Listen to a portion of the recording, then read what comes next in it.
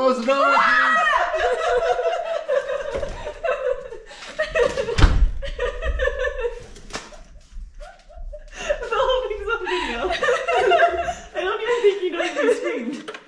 I'm gonna get this on video so he can put it in his YouTube.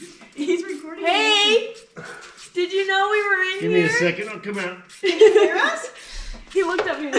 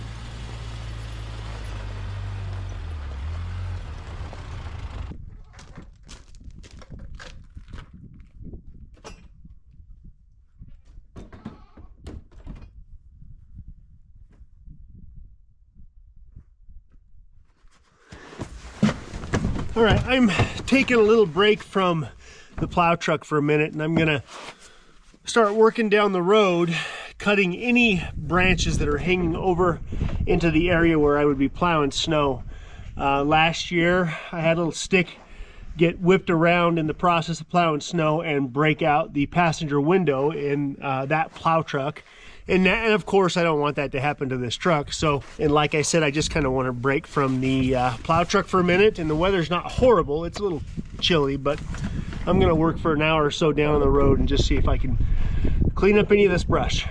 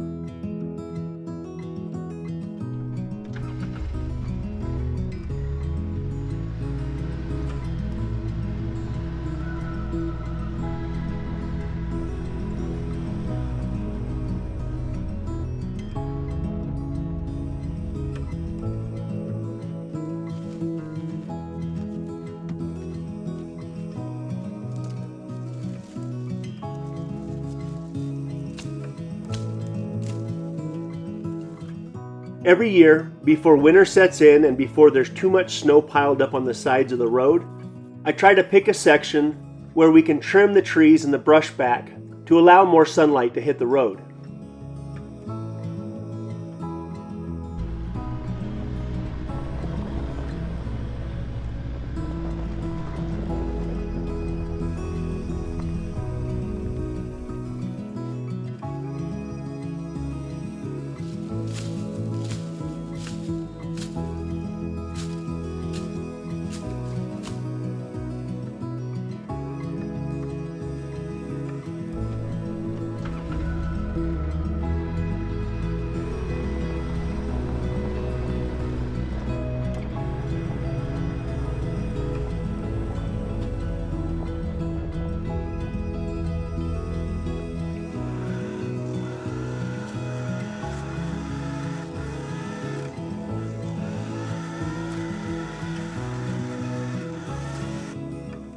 The more sunlight that can hit the road, the faster the snow and the mud will go away.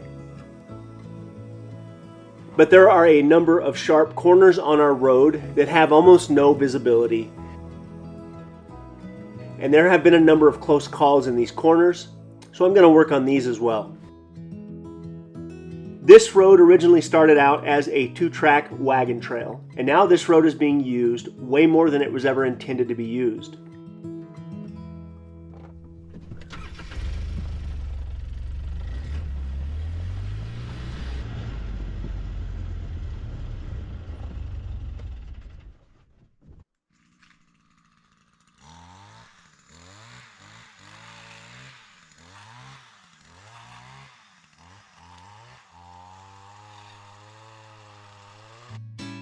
By using my tree trimming saw that I picked up over the summer, I'm reaching up as high as I possibly can in this old cedar tree, trying to take the limbs up just high enough where I don't have to cut the tree down.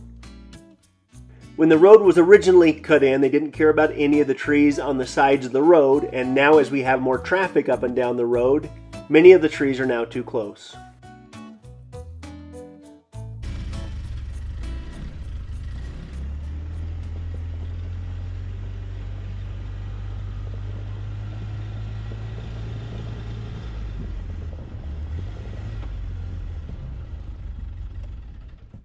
This corner right here is a blind corner, and for like years now I've wanted to come along and cut anything back that would obstruct the view, because it's always dangerous when you can't see who's coming toward you. So I'm gonna cut down and thin whatever I need to along here, get around that corner, and there's a couple of bigger trees I'm gonna have to cut down. There are only a few of us that are crazy enough to try and live full-time up here, but there are other landowners, and where I'm trimming these trees, this is not my land. So over the years, naturally I've talked with the other landowners, making sure that they're okay with what I'm doing. But it used to be, especially this time of year when I would be up here working on the house, it used to be that I might see 1 or 2 cars every couple of weeks. But the more we've worked on improving the road, naturally the road has become easier to use, and therefore we get more traffic. There's part of me that wants to leave the road like it was in the early days, and let nature do what nature wants to do, but I know that if I did that, I'd likely be up here living at Red Poppy Ranch by myself. So every single year we will work on the road and do what we have to make it safer and better for everybody to use.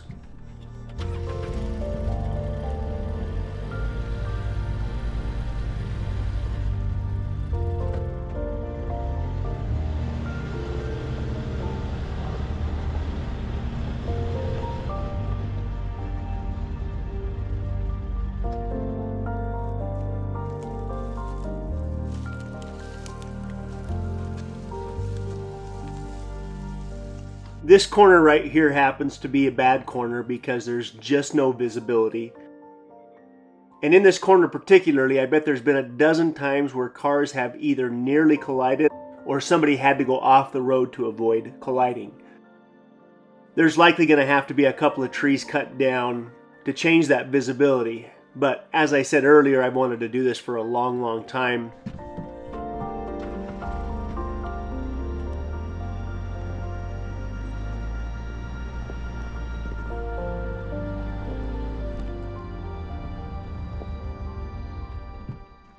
Once the leaves fall off the trees and the temperatures drop a little bit, it's the perfect time of year to do this kind of work. But it was so warm so long this year that I put it off, and now it's so cold that it's not exactly fun to do. But either way, the leaves are on the ground, and it's a good time to get this kind of work done.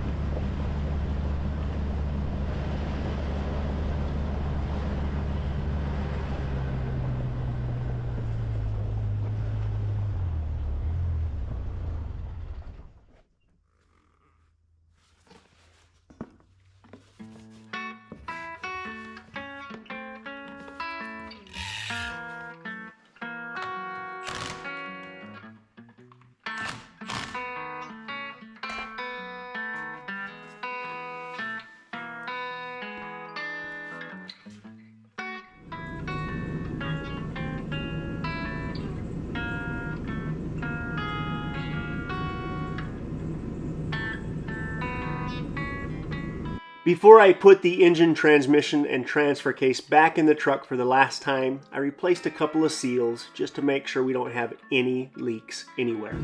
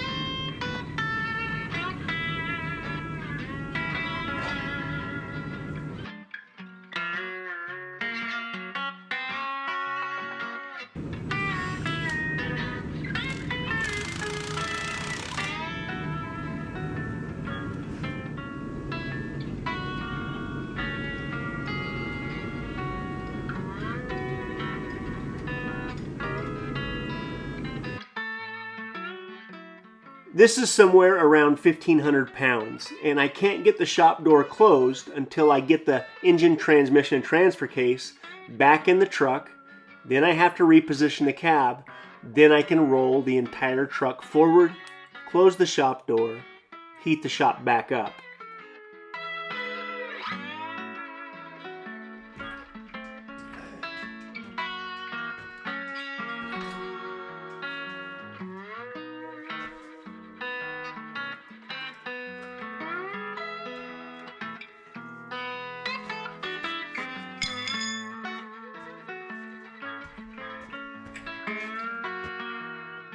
By jacking that cab up and moving the frame a couple of feet forward, the entire drivetrain slipped right in there like it may have been engineered to be done this way. But getting that cab out of the way was a big plus.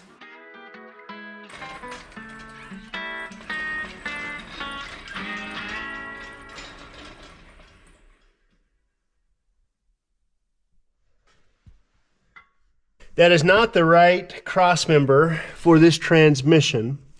So I'm going to have to go pull the cross member off of the other frame and swap it out real quick. But that shouldn't take me but just a couple of minutes.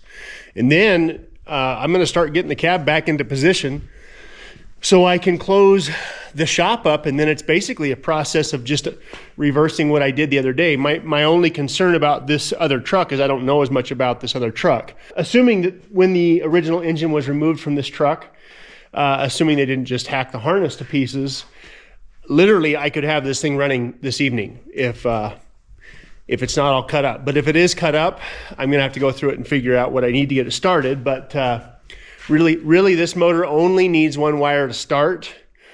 But I still want to put this back together as close to original as it was if I can. So I'm going to slap that cross member in real quick, and then maybe we're on the downhill stretch with this thing.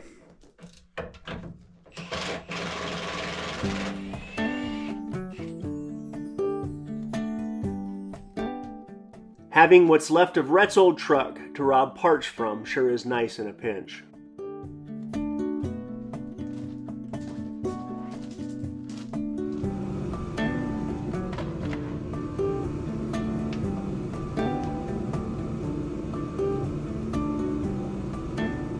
By combining the best of the second gen 12 valve and the second gen 24 valve body, I should have the best of both worlds in this truck. The other truck is a 1994, and those trucks had brake issues, so by 2001, they had much better brakes.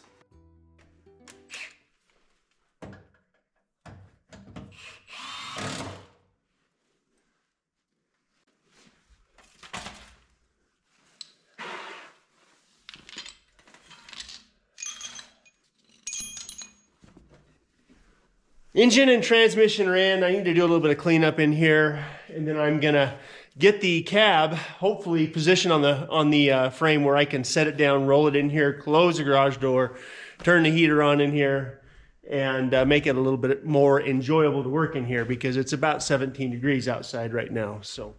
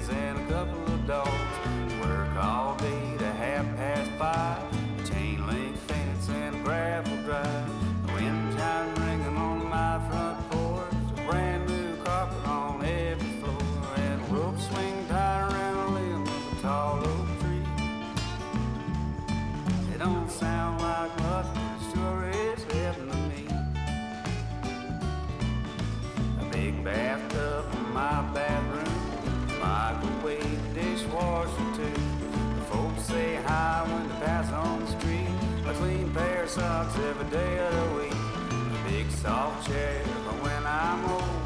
Tackle box and a fishing pole. I don't care about the fortune or fame. I just don't wanna know my mailman's name. At Christmas time, I'm gonna leave him a gingerbread cookie. It don't sound like much, but it sure is heaven to me. Every now and then go on a vacation, big radio and a country station, hot dog grill in the noonday sun, drink a little beer, boy, have a little fun. Some folks worry about getting ahead, but I'm gonna live a little before I'm dead. And anyway, they say the best things in life are free. It don't sound like much, but it sure is heaven to me.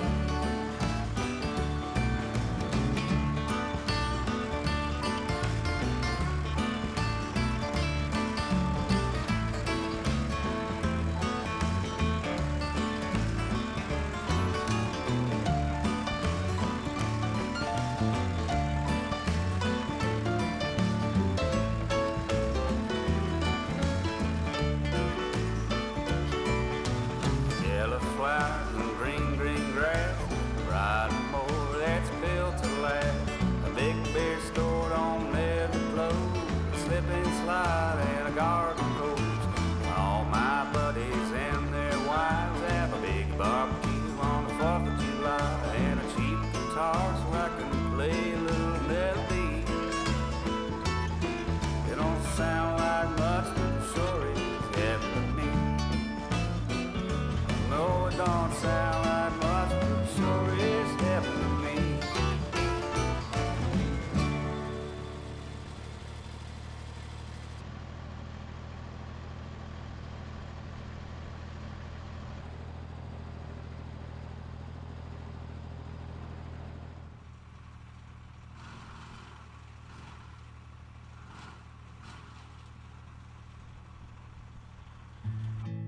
Now using my chipper, I'll chip all this wood up, and anything big enough to burn in the fireplace I'll save and turn into firewood. But I asked Cedar and Callie and Reed to come down and help me, because a job like this, the more hands the better.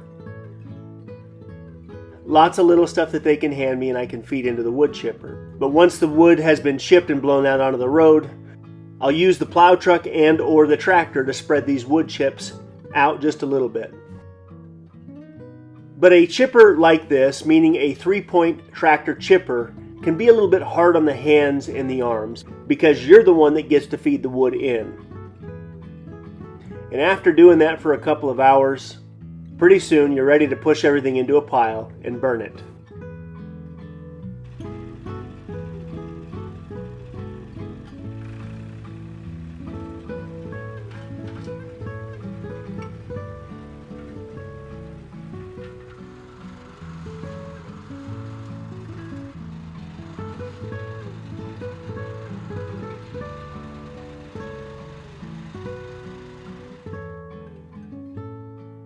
But this little section of road is a really good example of what can happen if the trees can be thinned a little bit and the sun can actually have a chance to work on the road. In spite of how slick the mud is, all we need is a little bit of sunlight, and it doesn't take long for the road to dry out. So the idea behind thinning these trees along the road's edge is that it not only is going to allow for better visibility and ultimately make the road safer, but it's also going to let the sun through, which is going to help the road drying out and hopefully prevent the icy spots in the road that we used to get.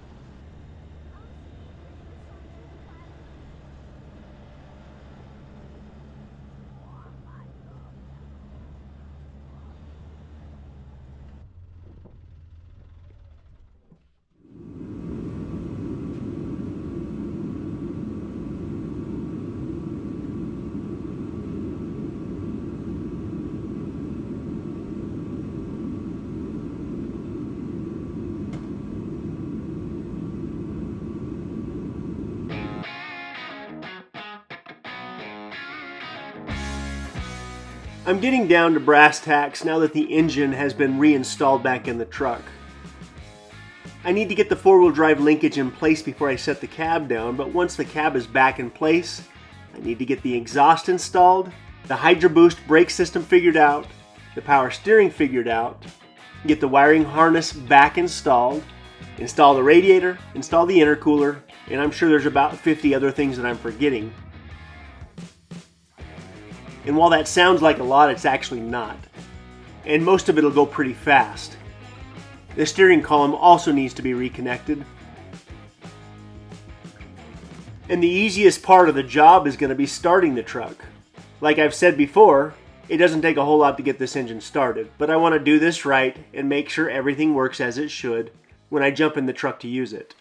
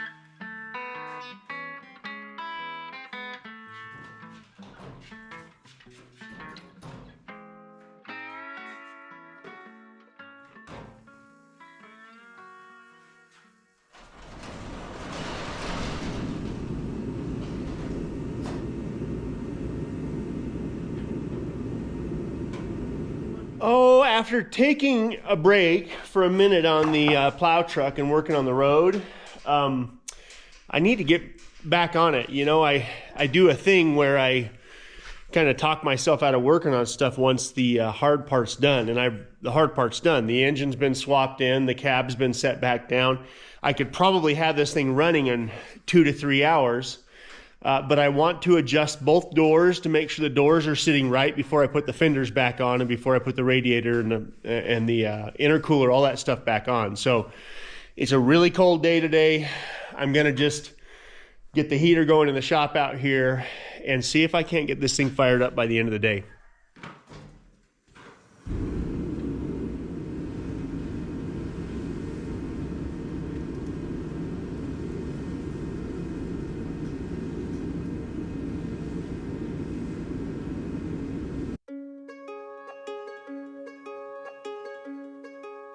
Before I can get the front clip back on this truck, I need to make sure the cab is sitting where it's supposed to be sitting.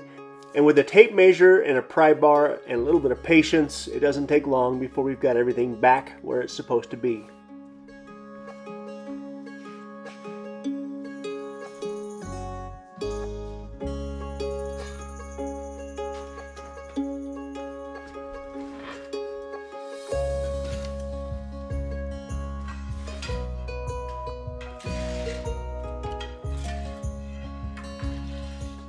I reused the old cab mounts that were on the truck when I took it apart because they were in perfect condition, so getting it back together didn't take long.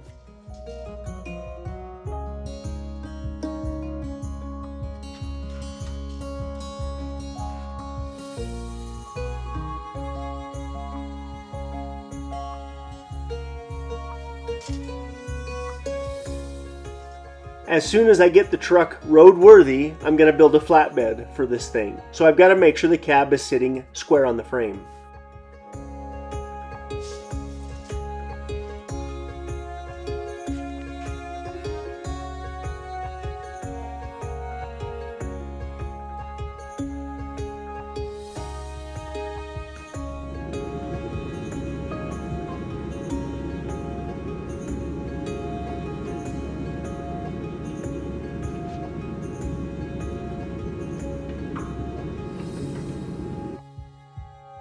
Rhett's truck originally didn't have Hydro Boost brakes on it, but this truck will have Hydro Boost brakes on it. But I'm going to have to do a little bit to make it work with the hydraulic lines.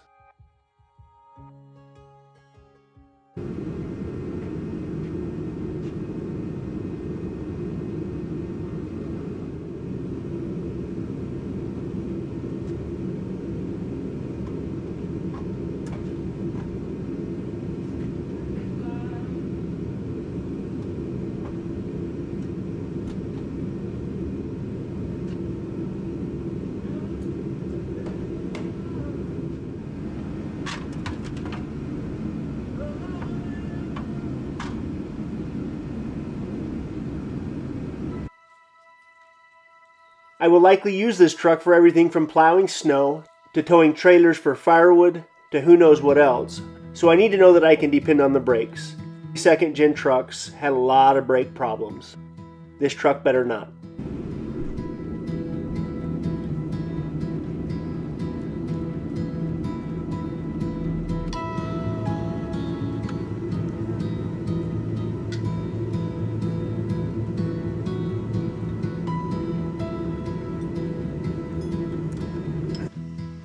I think we're going to take the week off next week and do as much family stuff as we can possibly do. So more than likely we're not going to see you for a couple of weeks, but by the time we get back together, this thing should be on the road and ready to go to work.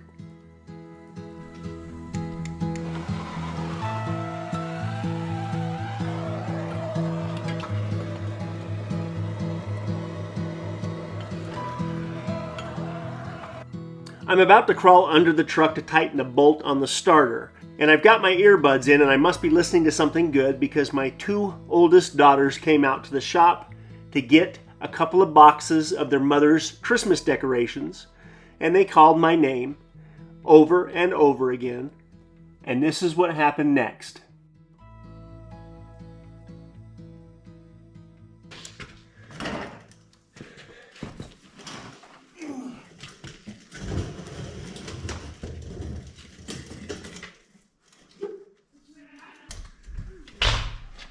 Dad? Hello? Hola? I thought he was in here. Close the door!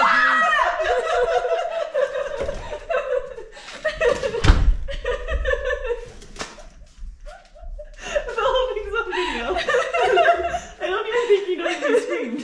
Hello? Where's the video? Right here. Look, it's recording. I really hope we got that.